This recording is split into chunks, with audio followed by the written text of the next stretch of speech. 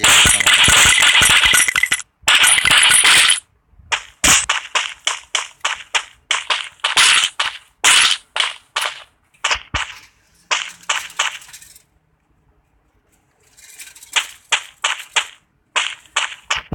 ว่าผมมีลูกปืนเลย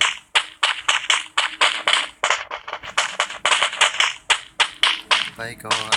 เอาลูกปืนก่อนเดี๋ยวใช้วันลงมาจะมีของดีวะเฮ้ยคือ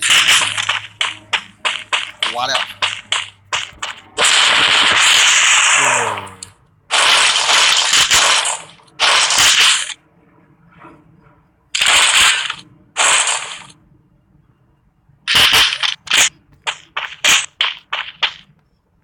สงสัยมอนี่ที่ฟาร์มไปหมดแล้ว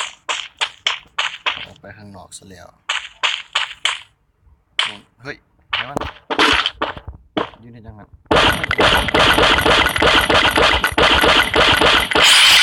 เอามายืนในจังหวะเมาตี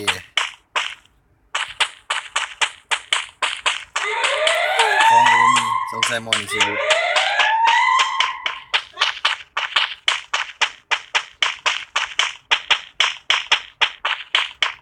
มาเด้ออย่าเห็ดเด้อมาคนเดียวเด้อเฮ้ยอันนี้มันถึงอะไรวะเหลี่ยมมึง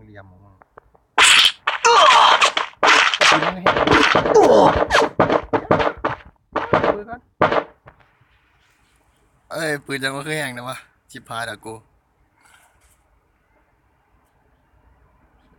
อย่าเฝ้าเฮ็ดกันได้บ่รักกันไว้เถิดมา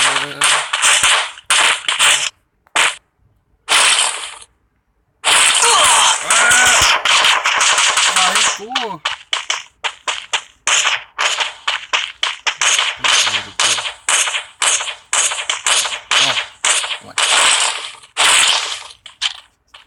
ฝากเฮ็ดกู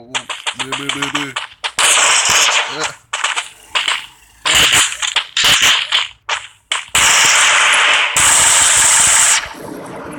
ไม่เลือดตายกูตายฆ่านี่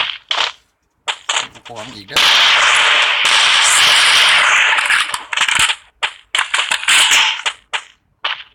เรื่องนี้คนอีกอย่าเฮ็ดกูได้บ่กูขอร้องให้กูเติมเลือดก่อนเอานี่ก็คนอีกกูพากูอย่านี่มันเลยสูงเอาเลือด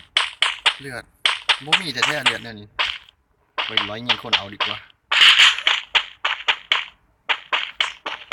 ไอ้สัตว์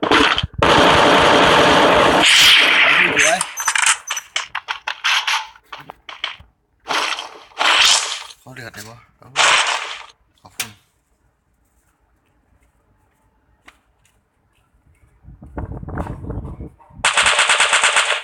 ยิงกันสนั่นเลยมั้ย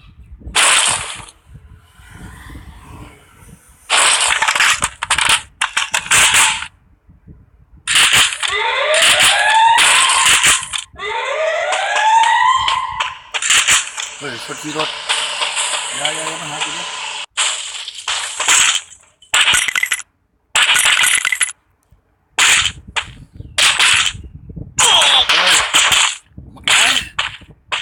มันละเฮ้ยอย่าทะลึ่งเด้อปืนกูกับบ่แห้งเลยแต่ปืนกะกากชิบหายแล้วอย่าลอยหลังกูเด้อ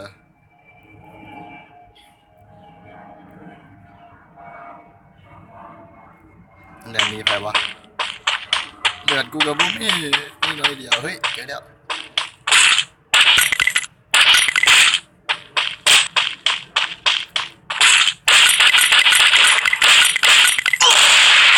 เดียว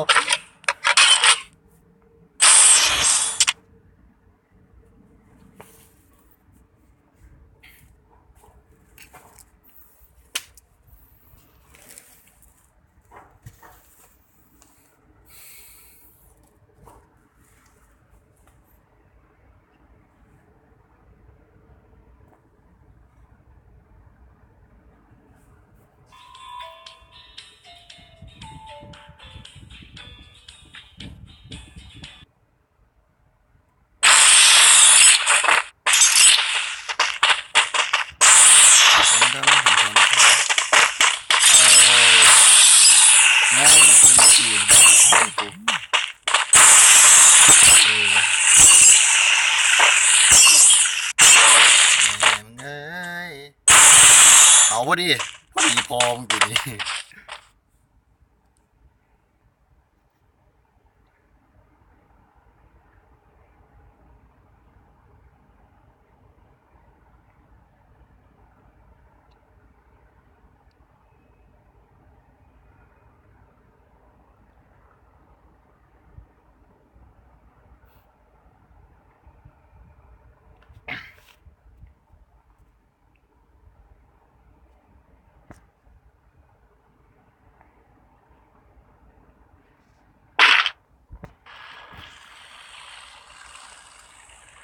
เกมนี้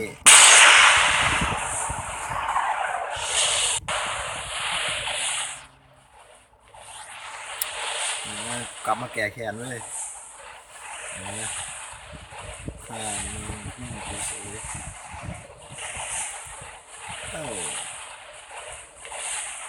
ลงซ่าไม่งั้นแค่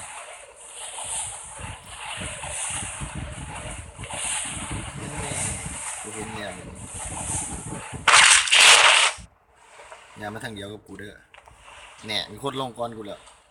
ชิบพายแล้วกูเอ้ยกูเป็นยังเขา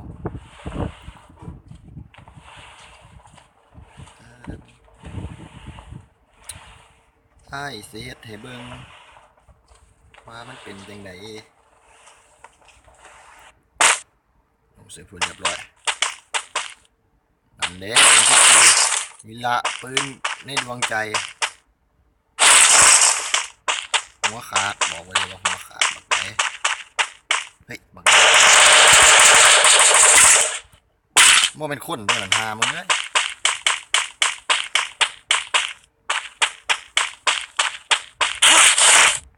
เฮ้ยนี่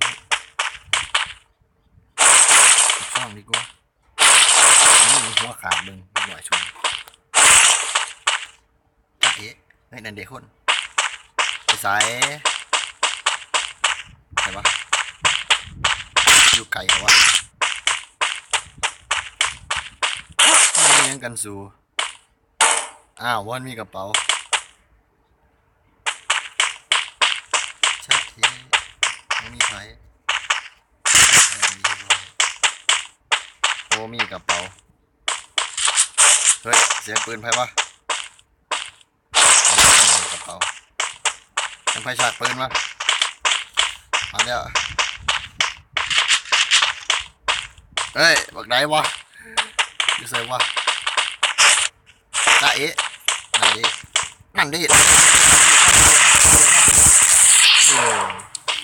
น่าทะลึ่งอาย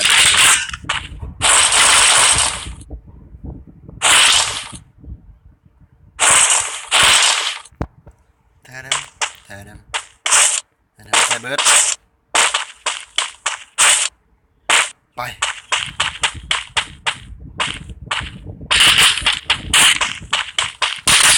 ใส่เบิร์ดคน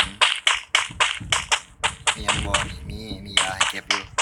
เกมเมื่อกี้ขาดยาเกมมีขอยาเน้นๆนะเก็บเสียงนี่เดียวนี่วะโอ้ยยังเลย2 อันเก็บ2 เถื่อมีผู้ใดบ่เนาะยิ่งกูเสลยเรียนดมนั่นดิเอามันกระโดดขึ้นไปแนวเลยวะเฮ้ยน้อยจังเลยแม่งโอ้แม่ง